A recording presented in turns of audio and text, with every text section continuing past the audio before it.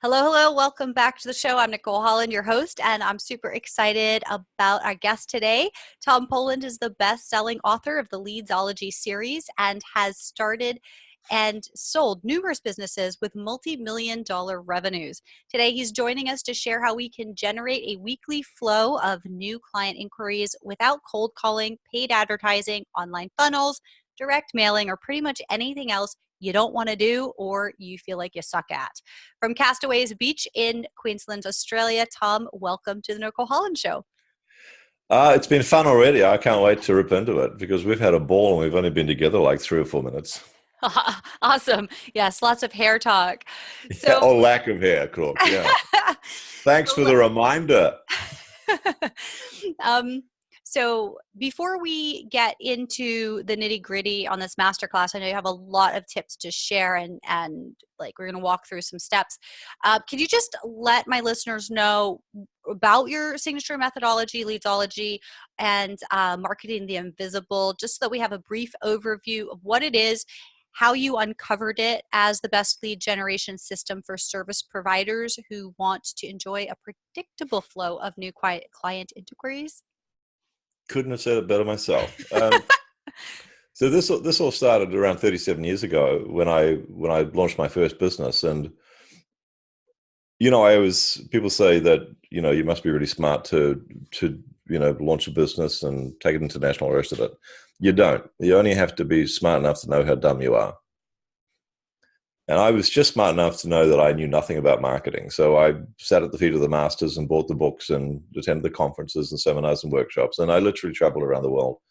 And I came back and implemented it all and waited for the big boom to happen. And all that happened was 2 months later, I had an empty bank account balance.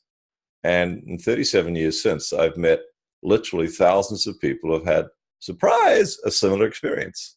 Yeah, it's like universal. It's like the plague. It's like this marketing ripoff plague. And I'm not saying that people selling courses and books and workshops, etc., all set out with the intent of defrauding people, but some of them do for sure. But some of them are just well-intentioned, but don't have something that actually works. Others are misguided in that they teach a marketing method as if it should apply to every business.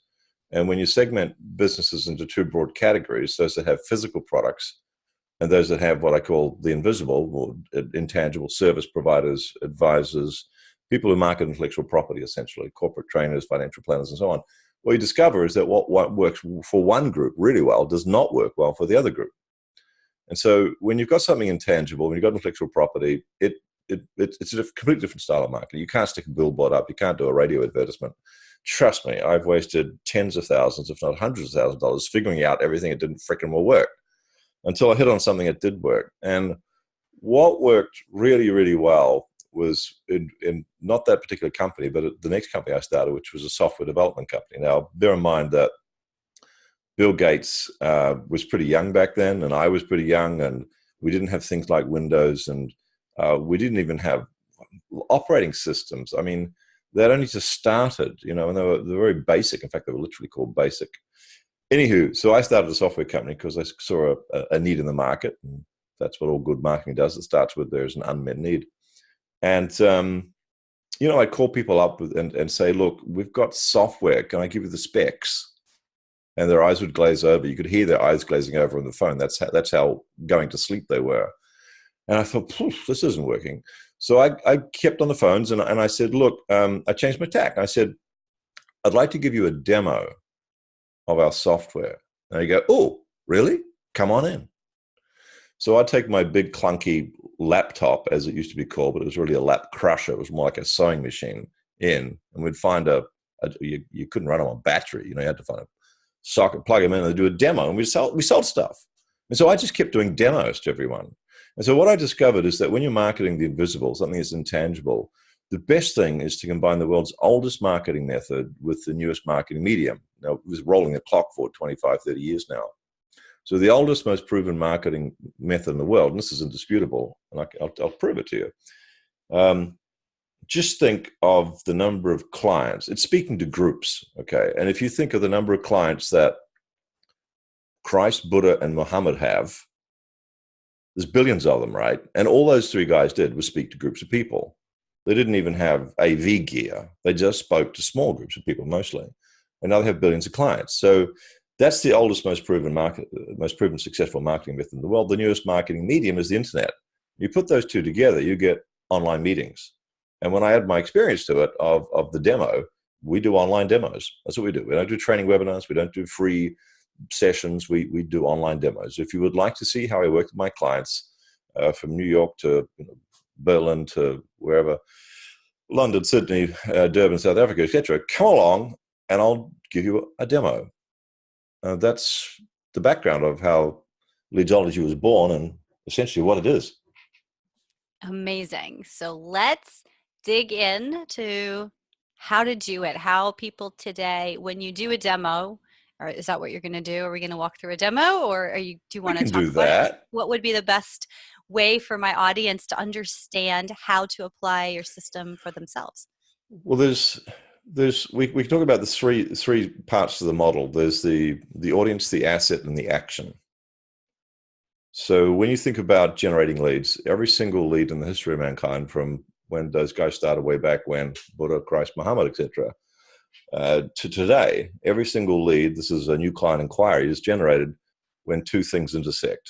One is the ideal client who is aware of their need for what you've got. They may not be aware of your brand or your personality, but they're aware of the need that they need, in my case, new clients, or if they're a corporate HR person, they need, I don't know, more productivity from their teams, or they need to be able to hire better, or they need to lose weight, or they need a happier marriage. They are aware of their need. That's the very, very important thing with respect to marketing, because when they're aware of the need, you don't need to do selling. In fact, PS, selling is what you have to do when your marketing sucks.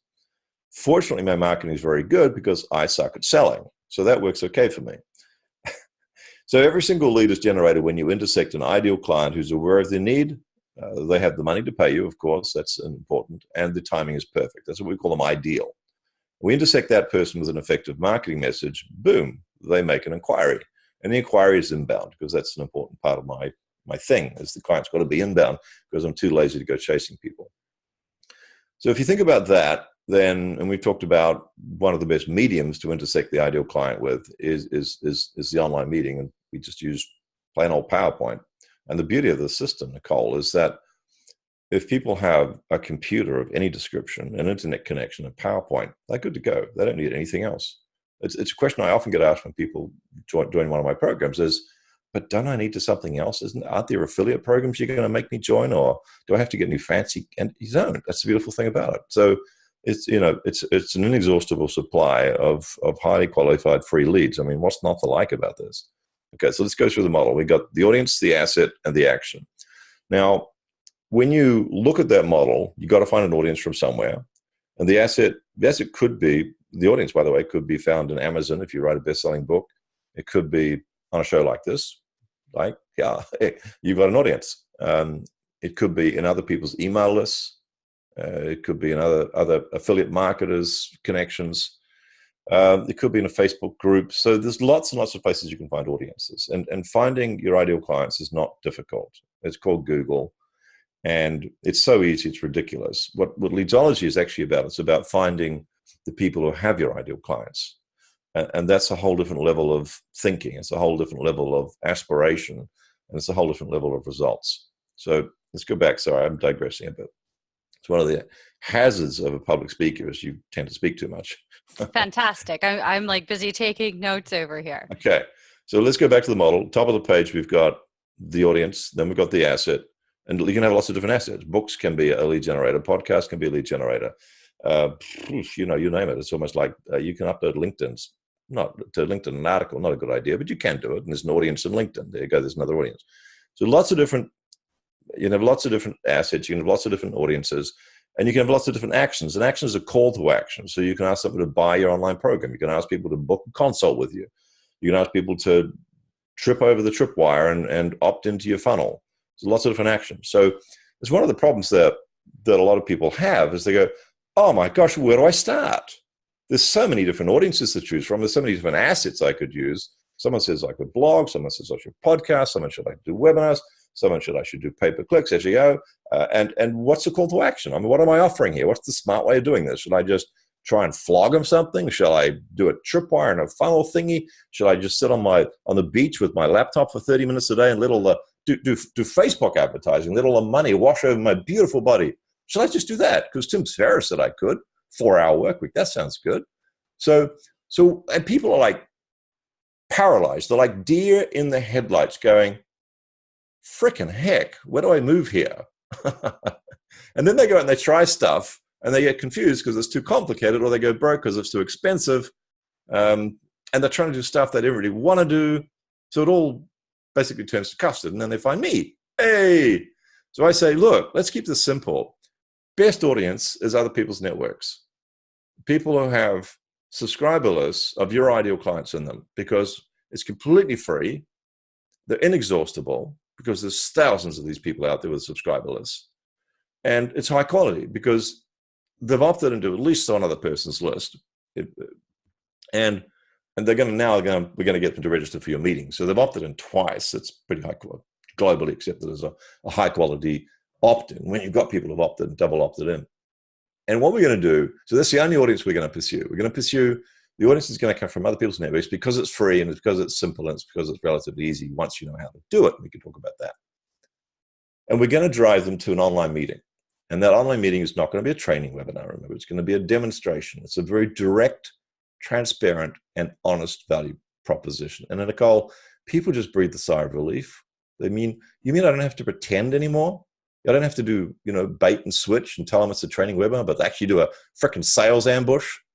And I don't have to do the countdown timers with a free set of Ginkgo steak knives in order to get people to buy? No, you don't. You only have to do that when your value proposition sucks. If you've got a good offer and you articulate it correctly, you don't need any of that scarcity bullshit. Oops, sorry, I swore. There's more where that came from. Welcome to the show. So nice and simple. We've got one asset, which is other people's networks, email subscriber lists.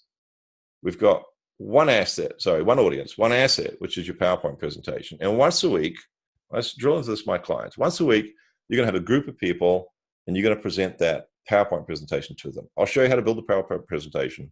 I'll show you how to practice with it and it's my template. I walk clients through slide by slide. It's a template. We can talk about the template if you want, but this is a template. It's a sequence. I call it a persuasion sequence. Anywho, got the audience from other people's networks. Once a week, someone's going to promote your online meeting. You're going to front up and you're going to present that meeting because you're going to love doing it because you're so confident and the presentation is engaging and it's high quality. And whether people sign up to be a client or not, doesn't matter. They're going to love you. And you're going to build your list and you're going to nurture your list. And then you're going to have a call to action. The call to action is simple as well. We're going to do everything else other than book a time to have a chat with me. And it's not a free coaching consult. It's not free because it's disingenuous. We all know that's a sales trap.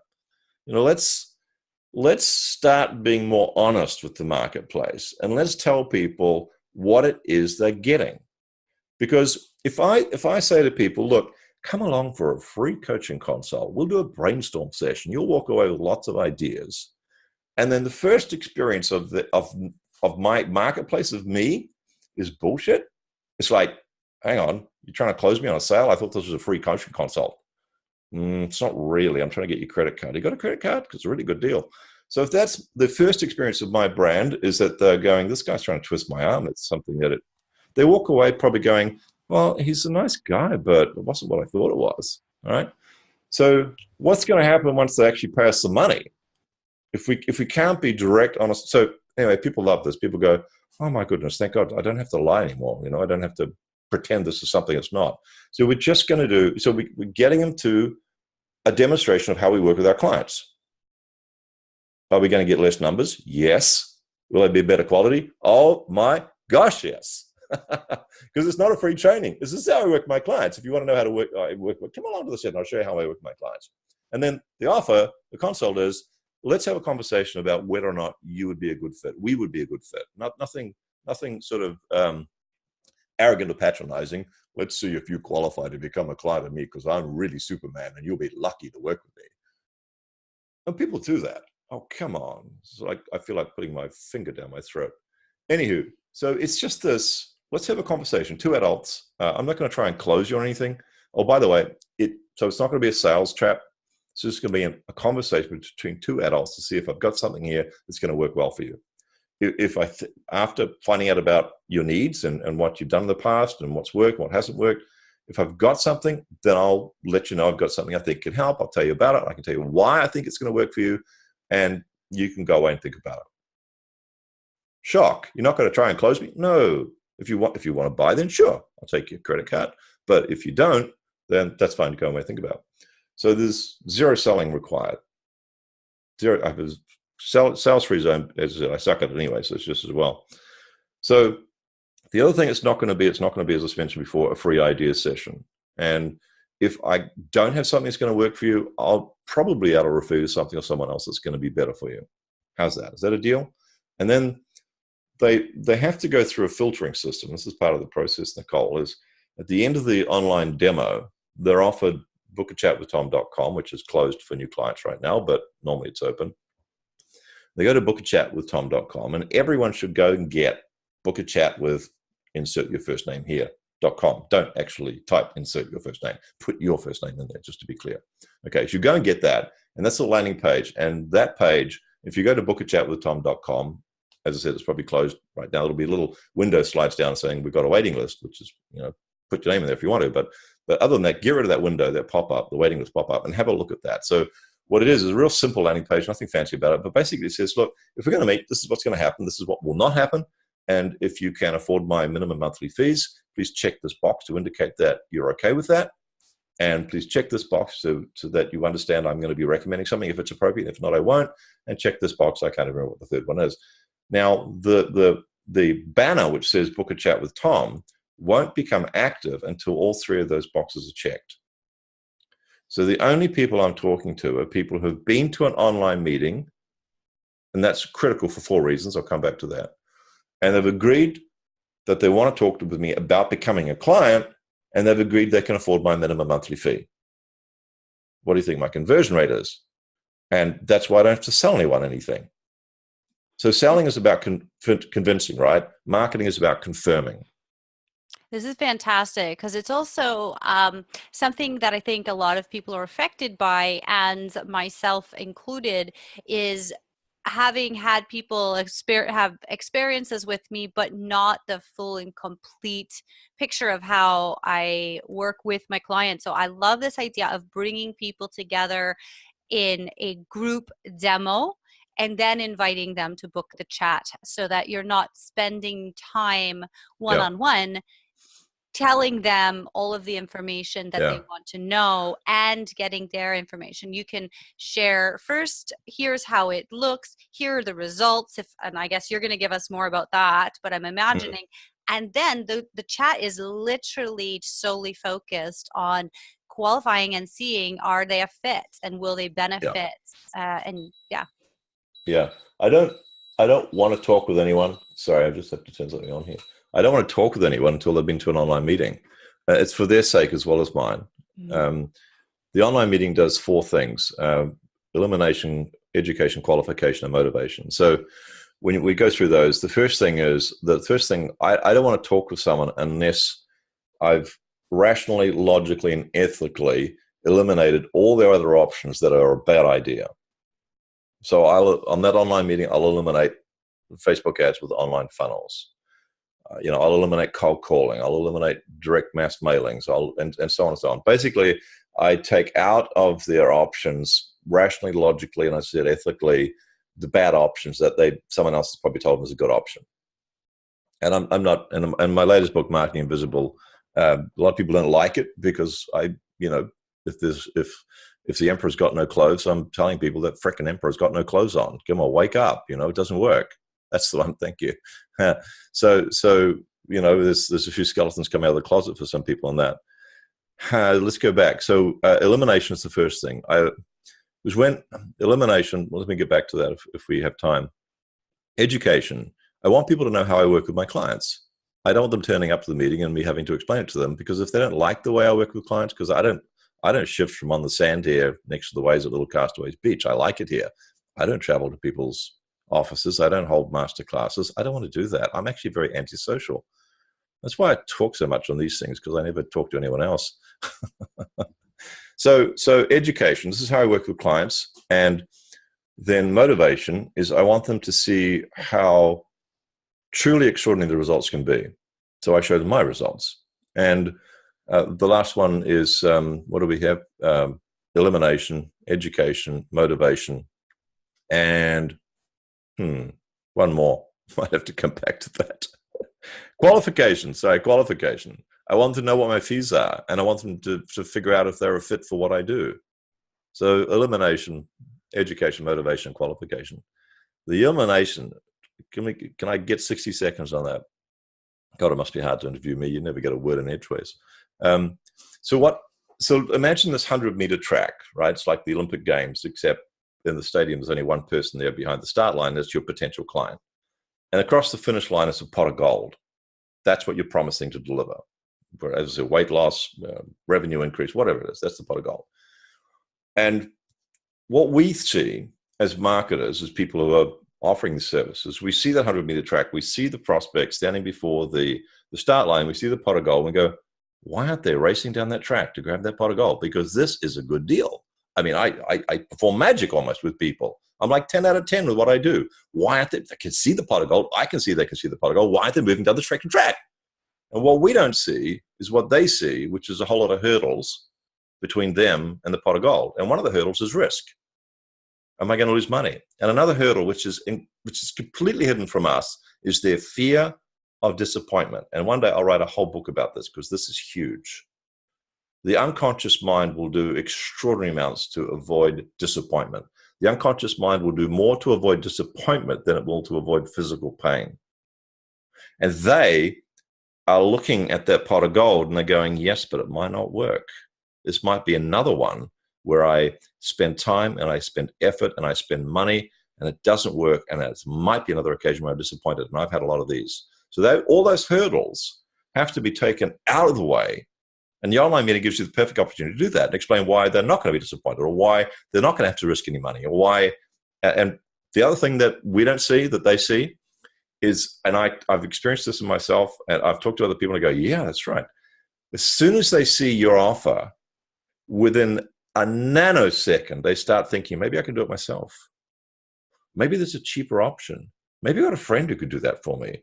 And they see all these detours off the 100-meter track sprinting up into the mountains somewhere to get lost. So the online meeting has to seal off those exits. It has to take the hurdles away, and it has them happily running towards the pot of gold, which is to book a consult to talk with you. Amazing.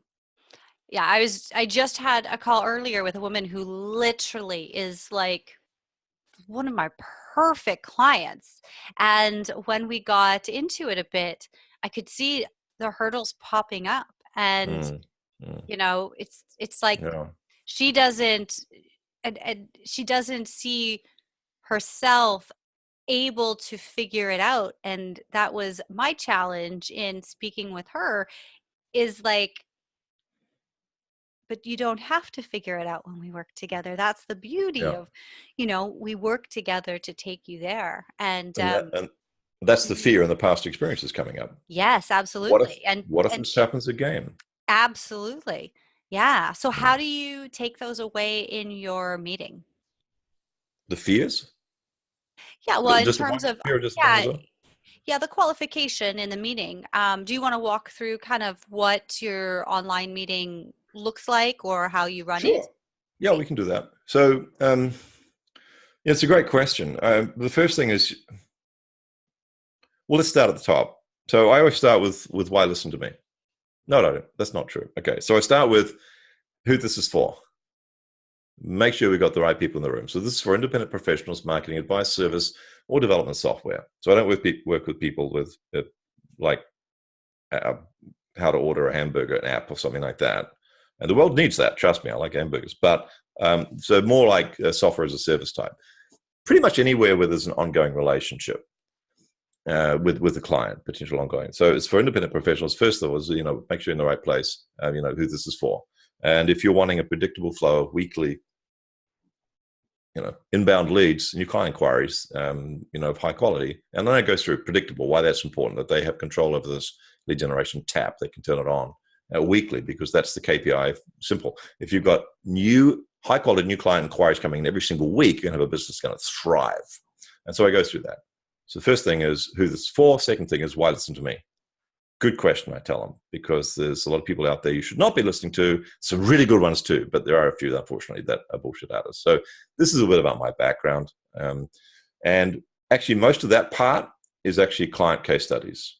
I say, well, look, I've spoken around the world, blah, blah, blah, multiple best-selling author, but none of that should be really of interest to you because it's all a bit of it's a bit of an ego stroke. What should be of more interest to you, hopefully, is some of the results my client has gotten. So I give them just 2 quotes from clients about their results. Okay. And then, so we've done, what have we done? We've done who this is for, why listen to me. And then we go into very powerful, the promise. And the promise is, okay, so if you put this model that I'm going to demonstrate into place in your business, what changes? What changes? And so this is what changes. It's Monday morning. You've just woken up and you've opened up your calendar, your iCal or your Outlook. See how specific I am there? So they'll visualize iCal or Outlook, Google Calendar. And you're sipping your coffee and you feel a smile spreading across your face because you see multiple bookings from people who are highly qualified who want to meet with you and talk about becoming a client. And it gets better. These bookings are inbound. You didn't have to chase them. They know how you work with your clients and they like that. And more importantly than all of the above, they're hoping to confirm that they can work with you.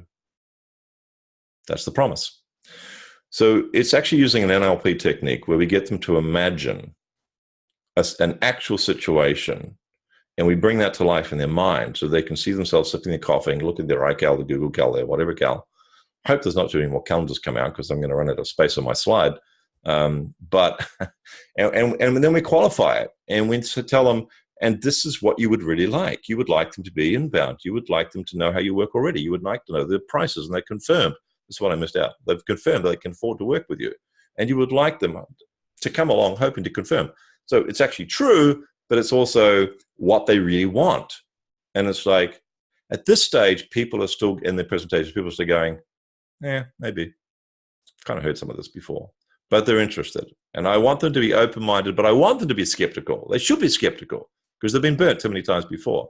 Anyway, so we've got who this is for, why listen to me, and then we've got the promise. And then we got another very, very powerful part. And I haven't got to the demo yet, bear in mind. We've got to warm these people up. We've got to open their minds and take some of the hurdles out of the way. So then I go, okay, you've probably been to a lot of these online meetings. You probably heard a lot of people with deep voices like mine. And, maybe you've even paid them some money and it turned out, it wasn't such a good idea. So I feel it's incumbent upon me to actually prove to you how well this works. So where's the proof? We've got the promise, now we go to the proof. And I showed them a screenshot from my online booking system for the last 90-day period that I was open. I showed them 72 inbound bookings with people who knew my fees, confirmed, blah, blah, blah, blah, blah, blah. And I showed them that 71 turned up. And you can almost hear a gasp because anyone who's done a lot of consults knows that about 1/3 of people don't show up. 71 out of 72 turned up. So that tells me they were that tells you they were highly qualified and they were highly motivated. And then I showed them the second screenshot, which was from my shopping cart, which showed $97,632 US a month in sales. And I say to them, you and I both know you can't live on that, but it's a good start. And so I have a little joke with them. And some of them think I'm serious, but yeah, I can live on that pretty well. And I say, look, I'm sorry I showed you my shopping cart. It's a bit icky, but it's really important you understand how well this model works.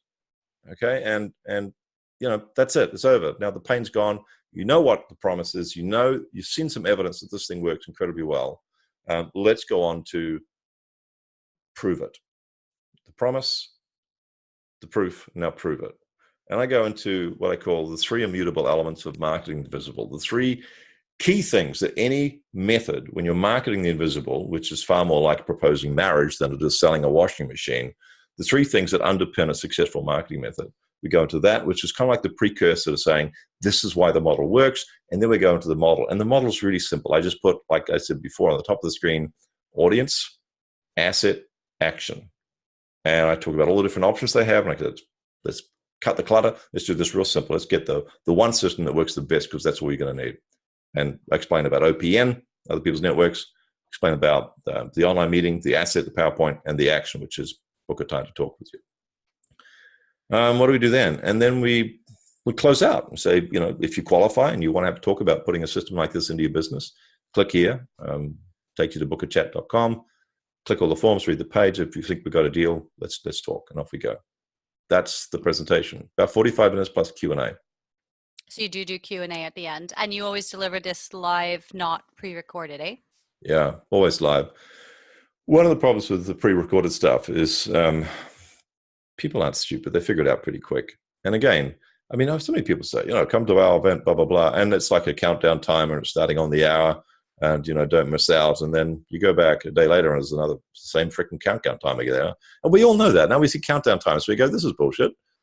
Yeah. Oh, one And of the things it drives me nuts. I think transparency is really important. I do hear, and I don't have any negative thoughts, so I'm curious as to what yours are about pre-recorded things that are clearly pre-recorded, like yeah. that if they are if they're saying, look, I recorded this and here's the replay, something like that, I'm fine with that. But I feel like Yeah. for what you do, it's so high touch and it's high ticket that it would be almost like a slap into face to somebody who it's like, well, you're not worth my hour Yeah, time. that's right. And if you tell people you care about them, ooh, okay. So I'll do like 5-minute videos that are clearly pre-recorded, sequence them over 5 days. I mean, it's the right top of the funnel thing. But I still want everyone coming through that online meeting that I'm going to present live. And I mean, I don't do into the whole I care thing right then. But one of the things I do is when people sign up is I give them my mobile phone number. And I've got a lot of clients and I say, look, I want to give you my mobile phone number. This is going back to why I do live. I'll connect them in a moment. I want to give you my mobile phone number because a lot of people tell you that they care about you. And I care, but I was trying to think of, well, how do I show you I care?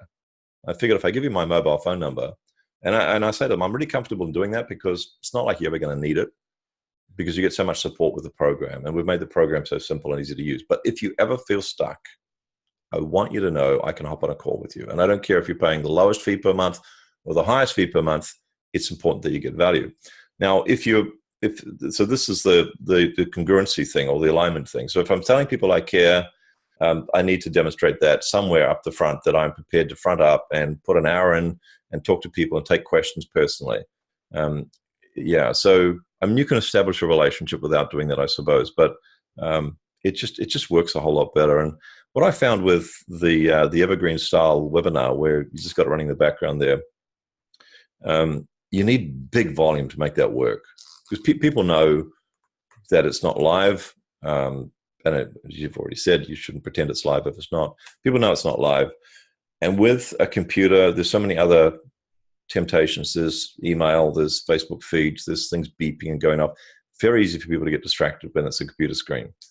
Different if it's a TV screen, although they're becoming computer screens slowly. So yeah, I run them live. And I kind of enjoy that, So speaking to groups of people is quite stimulating. Something comes out of left field quite often. It's interesting. And I do, a lot of my clients market globally. And I mean, I had a call last night. We had people from Denmark, Australia, Ireland, Germany, Italy. I liked that. And we have all the little faces on the screen. The Dutchmen in their suspenders and the Italians eating their spaghetti, and don't eat that during the session. Turn your webcam off. And so it's fun. That's So what I'm saying. you do this over Zoom then? That particular one I do over Zoom. Yeah. Mm-hmm. I actually prefer GoToMeeting. No, actually we don't. We stopped the Zoom. We've gone back to GoToMeeting. For your demo calls.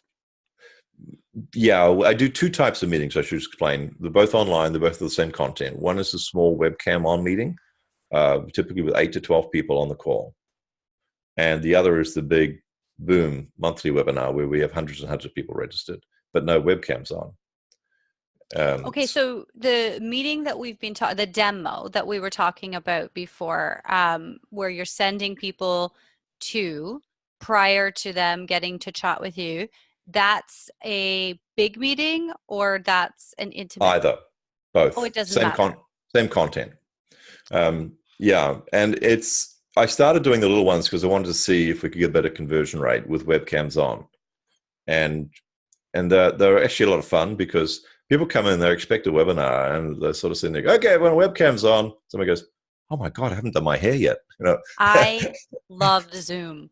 Love it. Or, yeah. Well, I like Zoom too, but one thing that GoToMeeting has that Zoom doesn't have is audience view window. And you know how I'm sure run a lot of online presentations. So when you change your slide, it might be 2 seconds before the audience sees that change. And with the audience view, you see exactly when a bullet point or an image appears on their screen. Because Okay. it changes, and because I'm a fast talker, I'm often talking. If I'm not careful, I can be 2 seconds ahead of what they're seeing, and they're going, "What the heck is this guy's talking about?" So I like that. But if you're a normal talker, you'll probably be fine with Zoom. And Zoom is fantastic. So So, the difference with two meetings, pros and cons. So the small boardroom briefing, I call them boardroom briefings, is webcams on, 8 to 12 people, and same content, exactly the same content, but it's obviously much more highly engaging because you've got, and I say to people, ask questions at any time, mute yourself, there's background noise, but unmute, chat, blah, blah, blah, and it's fun. And you just, there's a lot of interaction, a lot of interchange and so on. And I say, okay, we all good, thumbs up, or I get them involved in the process, and they can all see each other, and you can see them looking at each other, and it's interesting when you get the French and Germans together, they don't speak to each other much, but anyway. And so the small meetings are high engagement, slightly higher conversion levels, more fun, more intimate, et cetera, et cetera, et cetera. The bigger meetings are, of course, the faceless. And I often turn my webcam on just for the first 60 seconds. So, hi, everyone, just wanted to let you know who I am and how ugly I am and how bald I am. Now let's get on with the show. And so it's a distraction if my webcam's on with the big meetings, I think. So the big meetings are better list builders. Engagement levels are inevitably lower, but the volume compensates for the slightly lower engagement levels. So they're both great. And a lot of my new clients like the little meeting because it's not quite as intimidating for them as having 100, 200, 300, 400 people on a call. And it's a great environment for them to make maybe a couple of mistakes and be able to fine tune those, dip their toe in the water, so to speak. It's also excellent, Nicole, in the corporate market, because the corporate market are used to going to briefings and meetings and boardrooms. So when you call it a boardroom briefing, and it's a demo, we can attract HR directors, vice president of Coca-Cola turned up to one of my clients' meetings. Global vice president of Coca-Cola, boardroom briefing, demonstration. So it works really well. And if you try to get execs, particularly senior execs of some of the world's biggest companies, to a webinar, good luck. But they'll come to a boardroom briefing. amazing. So can we talk a little bit about other people's networks? And so you're getting people from other people's networks to come to your meeting. How are you doing that? Yeah, it's kind of my secret sauce. So if I told you that, I'd have to kill you. Are you okay with that? I think I'm going to live today, but if you'd Yeah. like to share any bit of that, feel free. Yeah, sure. I can give you 3 principles. I'm not going to give you the whole recipe because my clients pay quite a lot for that. But let me give you the principles. The way I describe this, because everyone goes, so you got to pay the money, affiliate fees. How does it work? Why would they open up their email list to you? 3 reasons. One is called the Prius factor.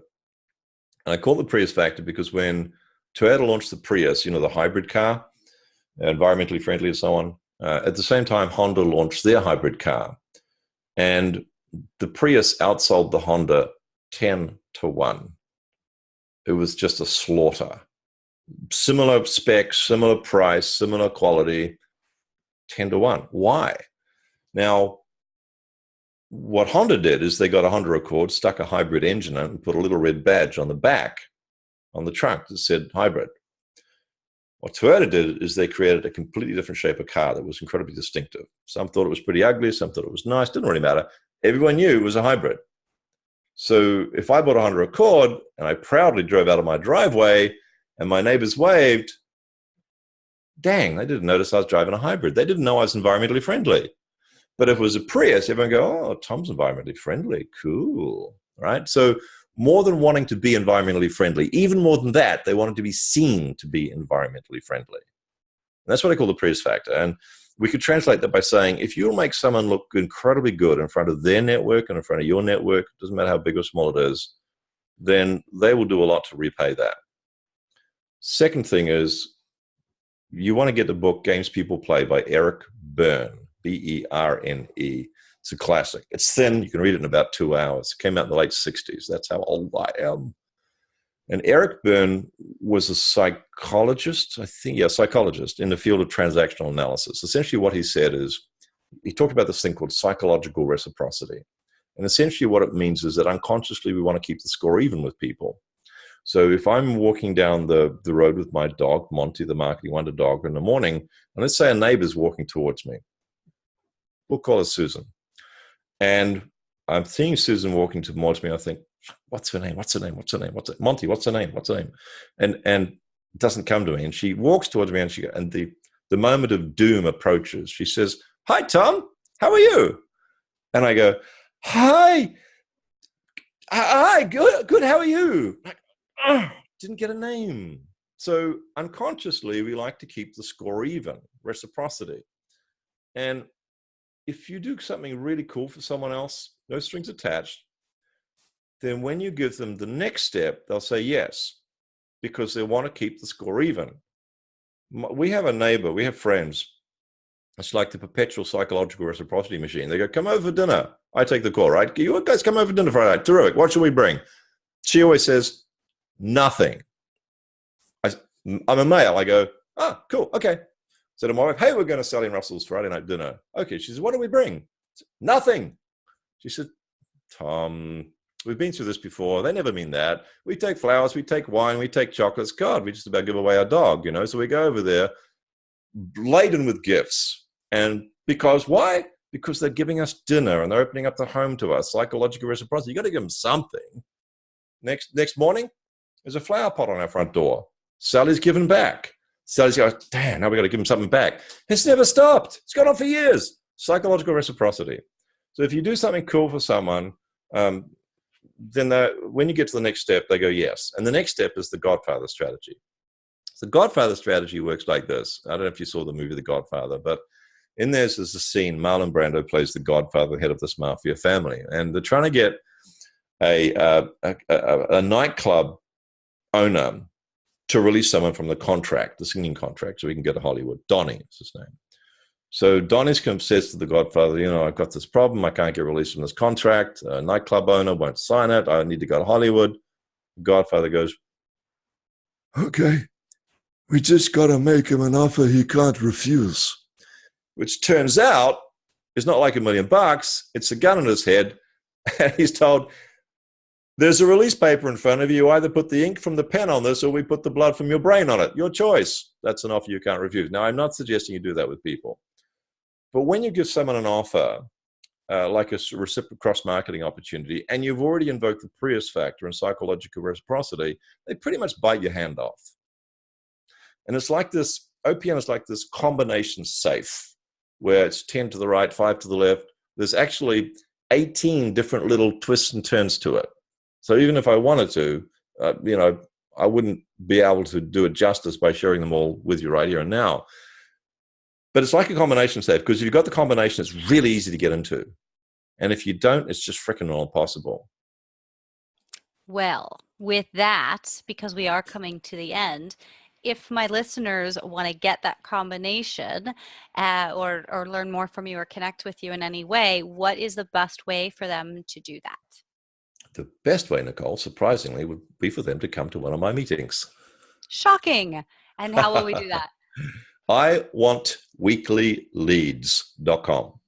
They can go to iwantweeklyleads.com. They can be a spectator or be a participant in one of my weekly meetings. We run them pretty much every week. So they can normally choose this week or the next week. And if you set up the same system, folks, don't give people the opportunity to choose like Adam Finitum 6 weeks ahead, because they don't show up.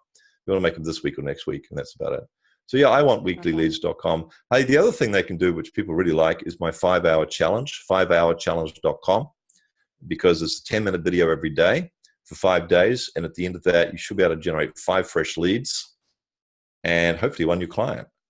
So it's called a 5-hour challenge, because by the time you see the 10-minute video, and you do 50 minutes of the action exercise, it's 1 hour a day. So if you want 5 fresh leads in 5 days and hopefully 1 new client, do that one. It's not the whole system. It's just to get people, so a couple of new clients on board, hopefully, so they get some cash. So then they can come and join one of my programs.